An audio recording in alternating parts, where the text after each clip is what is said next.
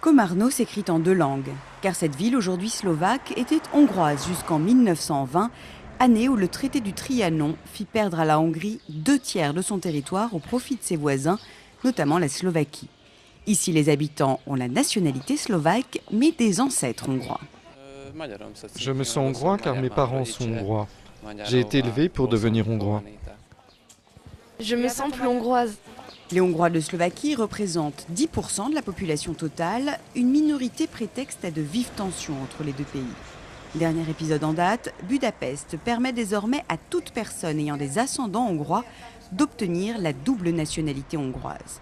À Bratislava, beaucoup de politiques, comme ceux du Parti national slovaque, parti d'extrême droite, membre du gouvernement, ont vivement réagi à cette annonce.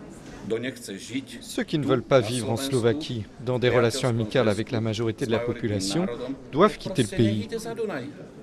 Résultat, le Parlement slovaque a voté une loi retirant la nationalité slovaque à toute personne demandant une nouvelle nationalité. Pour le SMK, parti représentant les Hongrois de Slovaquie, cette décision n'a pas de sens. Je crois que c'est de la xénophobie contre les Hongrois et contre la Hongrie.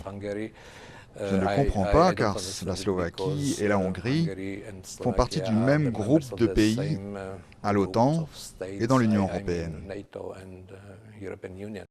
Pour Norbert Molnar, rédacteur en chef d'un journal hongrois de Slovaquie, cette escalade entre les 2 pays sert surtout de diversion.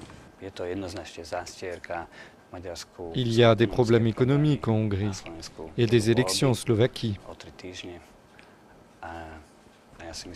La carte de la minorité hongroise a toujours été une arme électorale puissante. Mais cette année, la rhétorique anti-minorité semble moins bien marcher pour le Parti national slovaque. Crédité de plus ou moins 5% des intentions de vote, il pourrait bien sortir du Parlement.